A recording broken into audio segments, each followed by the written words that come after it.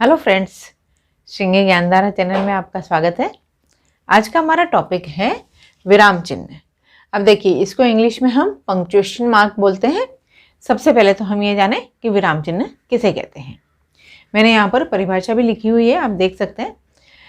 अब देखिए, बोलते समय या पढ़ते समय हमें कहाँ रुकना है, कितना रुकना है, वाक्य के प्रश्न, वाक्य के विस्मय आदि भाव, उनको प्रकट करने के लिए हम जिन चिन्हों का प्रयोग करते हैं उन्हें हम विराम चिन्ह कहते हैं।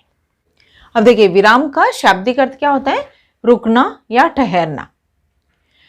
तो ठहरने वाले या रुकने वाले जो चिन्ह होते हैं उन्हें हम विराम चिन्ह कहते हैं। अब देखिए, विराम चिन्हों की सहायता से हम वाक्य के अर्थ को समझ पाते हैं और सामने वाला अगर कोई हमें कुछ बात कह रहा है तो विराम चिन्हों के द्वारा ही हम उस बात का अर्थ निकाल सकते हैं, अन्यथा हमें उसका अर्थ समझ में नहीं आएगा।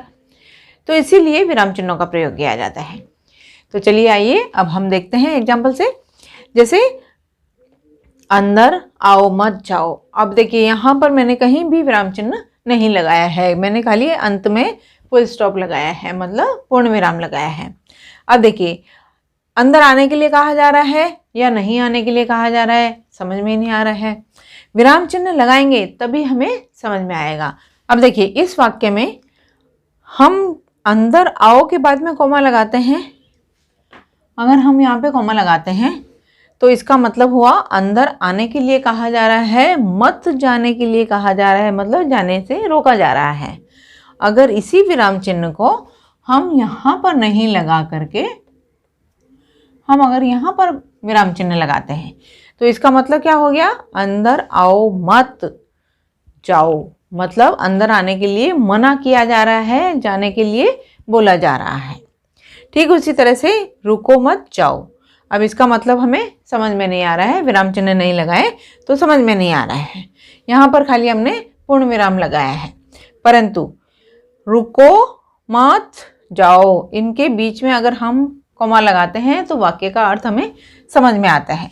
अब देखिए, अगर हम यहाँ पे विराम चिन्ह लगाते हैं तो इसका मतलब हुआ रुको मत जाओ, मतलब रुकने के लिए मना किया जा रहा है और जाने के लिए कहा जा रहा है। अगर इसी विराम चिन्ह को हम यहाँ नहीं लगा करके यहाँ लगाते हैं तो इसका मतलब हुआ रुको मत जाओ, मतलब रुकने के लिए कहा जा रहा है और जाने के लिए मना किया जा रहा है। तो विराम चिन्हों का जो महत्व है वो बहुत ज़्यादा है। जब हम विराम चिन्ह कहाँ लगाना है और कहाँ लगा देते हैं तो बहुत ज़्यादा अर्थ का अनर्थ हो जाता है, इसलिए विराम चिन्हों का प्रयोग हमें सोच समझ करके करना चाहिए। चलिए आइए अब हम विराम चिन्ह पढ़ेंगे। अब देखिए, विराम चिन्ह हम यहाँ पर 12 प्रकार के पढ़ेंगे, तो उसमें से हम पहला पढ़ेंगे। पहला है पूर्ण विराम। अब देखिए, इसको इंग्लिश में फुल स्टॉप बोलते हैं और इसका चिन्ह है खड़ी लाइन। हम हिंदी में खड़ी लाइन लगाते हैं, इंग्लिश और मराठी में हम डॉट लगाते हैं या पॉइंट लगाते हैं। अब देखिए, पूर्ण विराम, जैसा कि इसके नाम से हमको पता चल रहा है, पूर्ण का मतलब होता है पूरा, विराम मतलब रुकना। पूरी तरह से जब हम एक वाक्य बोल करके रुकते हैं तो हम इस चिन्ह का प्रयोग करते हैं, मतलब एक वाक्य बोल करके हम पूरी तरह से रुकते हैं। अब देखिए, जैसे एग्जाम्पल से बच्चे पाठ पढ़ चुके के बाद में हमने पूर्ण विराम लगाया। फिर राम ने खाना खाया, फिर हमने पूर्ण विराम लगाया, मतलब हमारा ये वाक्य बोल करके हो गया। उसके बाद में हमने खड़ी लाइन लगाई, मतलब पूर्ण विराम लगाया। अब नेक्स्ट है अल्प विराम। अब देखिए, इसको इंग्लिश में कोमा बोलते हैं और इसका चिन्ह ये है। अब देखिए, जैसे कि इसके नाम से हमको पता चल रहा है अल्प विराम। अल्प का मतलब होता है थोड़ा, विराम मतलब होता है रुकना। जब हमें थोड़ी देर रुकना हो तो हम इस अल्प विराम का प्रयोग करते हैं। देखिए, जैसे एग्जाम्पल से देखेंगे, राधा, सीता, गीता और सीमा बहनें हैं, चलो जरा सैर कर लें। अब देखिए, राधा बोल करके हम थोड़ी सी देर रुके, फिर सीता बोल करके हम थोड़ी देर रुके, फिर गीता के बाद में हमने और लगा दिया, और लगा करके सीमा बहनें हैं। अब देखिए, इस वाक्य में चलो बोल करके हम थोड़ा रुके, उसके बाद में जरा सैर कर लें। तो जहाँ पर भी हमें थोड़ा रुकना हो हमें अल्प विराम का प्रयोग करना पड़ता है। अब नेक्स्ट है हमारा अर्ध विराम, इसको इंग्लिश में सेमीकोलन बोलते हैं और इसका चिन्ह ये है। अब देखिए अर्ध का मतलब क्या होता है, आधा। पूर्ण विराम में हम जितनी देर रुकते हैं उसके आधे समय के लिए हमें जब रुकना होता है तो हम इस अर्ध विराम का प्रयोग करते हैं। मतलब जहाँ भी हमें अल्प विराम से थोड़ा ज़्यादा समय के लिए और पूर्ण विराम से थोड़ा कम समय के लिए रुकना हो तो हम अर्ध विराम का प्रयोग करते हैं।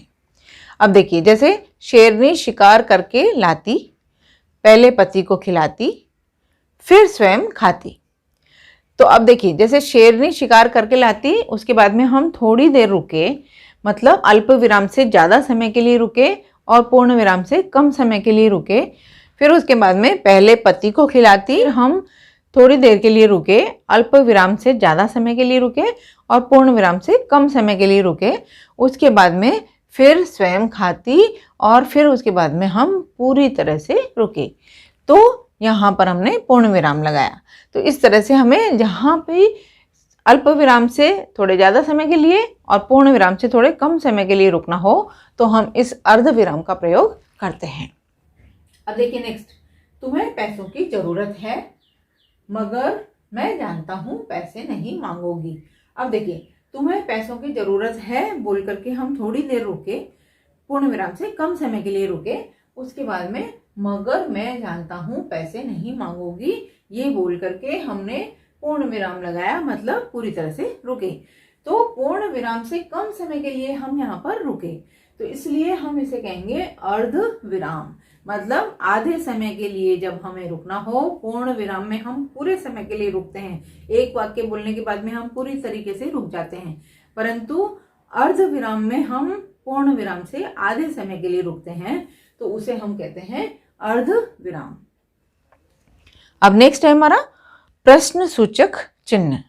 अब देखिए इसको इंग्लिश में मार्क ऑफ इंटरोगेशन बोलते हैं और इसका चिन्ह ये है।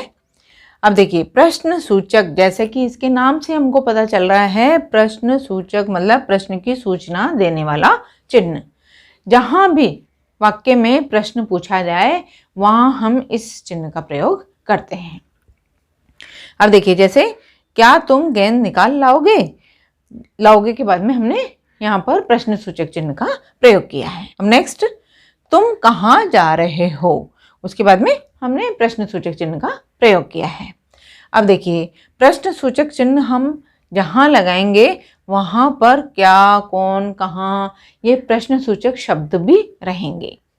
तो इस तरह से हम अच्छी तरह से इसको पहचान सकते हैं कि प्रश्न सूचक चिन्ह हमें कहाँ लगाना है, और प्रश्न सूचक चिन्ह हमेशा वाक्य के अंत में लगता है, तो ये ध्यान में रखना है। तो फ्रेंड्स आज के लिए इतना ही, अगले प्रकार हम अगले वीडियो में पढ़ते हैं।